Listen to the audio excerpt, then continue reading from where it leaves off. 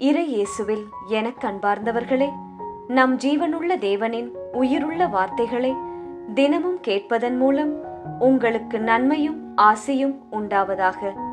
இன்றைக்கு நம் உள்ளத்தில் ஆண்டவர் பேச விரும்புகிற திருவசனம் எசாயா 53 அதிகாரம் 6 திருவசனம். ஆடுகளைப் போல நாம் அனைவரும் வழி தவறி அலைந்தோம், நம் வழியே நடந்தோம். ஆண்டவரோ நம் அனைவரின் தீச்செயல்களையும் அவர் மேல் சுமத்தினார்.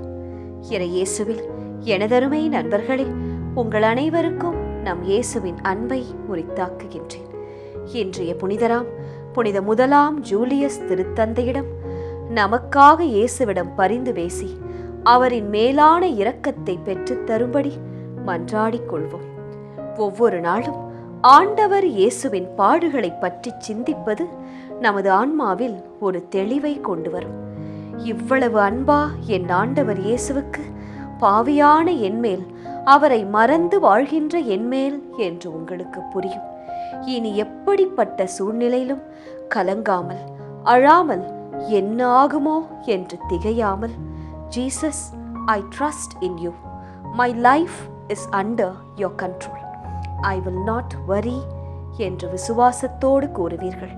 இயேசுவே, நான் உம்மில் நம்பிக்கை வைக்கின்றேன், என் வாழ்க்கை உமது கரத்தில் உள்ளது, நான் கலங்க மாட்டேன் என்று இந்த சிறு ஜெபத்தை இன்று ஒப்புக்கொடுத்து ஜெபியுங்கள். சரி, இன்றைய வசனம் என்ன கூறுகிறது? ஆடுகளைப் போல நாம் அனைவரும் வழி தவறி அலைந்தோம், நமக்கு பிரியமான வழியில், சுகமான வழியில் நடந்தோம். ஆண்டவர் என்ன செய்தார்? நம் அனைவரின் தீய செயல்களையும் பாவங்களையும் தன் மகனான இயேசுவின் மேல் சுமத்தினார். அதற்காகத்தான் இயேசு பாடுகள் பட்டார், சிலுவை சுமந்தார். இப்படி சாதாரணமாக இயேசு பாடுபட்டார் என்று சொல்லிவிட முடியாது நண்பர்களே. அவர் தன் சரீரத்தில் பாடுபட்டார், தன்னுடைய மனதளவிலும் பாடுபட்டார், தன்னுடைய சிந்தையிலும் பாடுபட்டார், நொந்து அழுதார். நமக்கு ஒரு வழியை காட்டுவதற்காக, அதுவும் நல்வழியை காட்டுவதற்காக பாடுபட்டார். தனது மைண்ட் அண்ட் பாடி இவை இரண்டிலும் பாடுபட்டார் இயேசு. அந்த காலத்தில் ரோமர்கள் வைத்திருந்த சாட்டை எப்படிப்பட்டதாம் தெரியுமா? அது மிகவும் தடியாக இருக்குமாம். அதில் முற்கள், கூர்மையான எலும்புகள் இருக்குமாம். அதில் கொடூர விஷத்தை தடவி இருப்பார்களாம். கையில் பிடிப்பதற்கு கனமான இரும்பு பகுதி இருக்குமாம். அந்த பிடியை பிடித்துவிட்டால் அது தவறவே தவறாதாம். அதை கொண்டு அடித்தால் அடி ஒவ்வொன்றும் இடிபோல் விடுமாம். அதை கொண்டு ஒருமுறை ஒருவரின் முதுகில் முதல் முறை அடிக்கும் போதே தோல் பேய்ந்து வருமாம். 2ஆம் முறை அதே ஜாட்டையை கொண்டு அடிக்கும் போது அந்த கூர்மையான முற்களும் விஷம் நிறைந்த எலும்புகளும் சதையை பீத்து இழுக்குமாம் என்று வசனம் கூறுகிறது. அவருடைய பாடுபட்ட உடலானது எப்படியாய் இருந்ததாம் தெரியுமா? உழப்பட்ட நிலம் போல இருந்ததாம். இமேஜின் பண்ணி பாருங்கள், உழப்பட்ட நிலம் எப்படி இருக்கும்? குண்டும் குழியுமாய் இருக்கும் அல்லவா?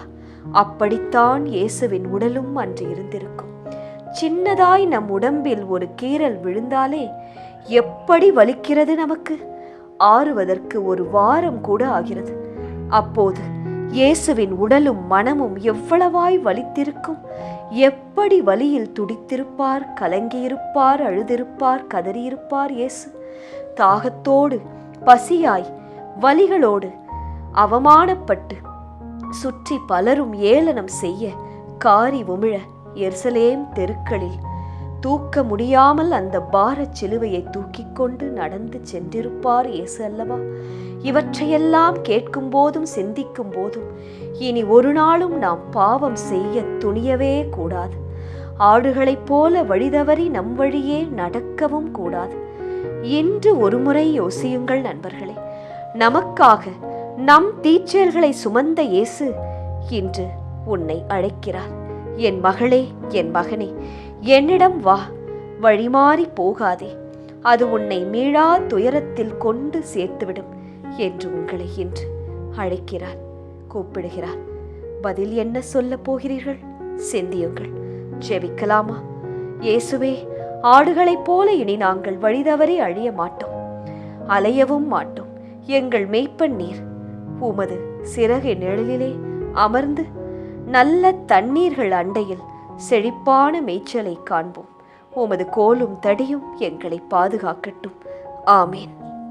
இயேசு கிறிஸ்துவின் பெரிதான நாமத்தின் நிமித்தம் ஜெபிக்கிறோம். ஆமேன்.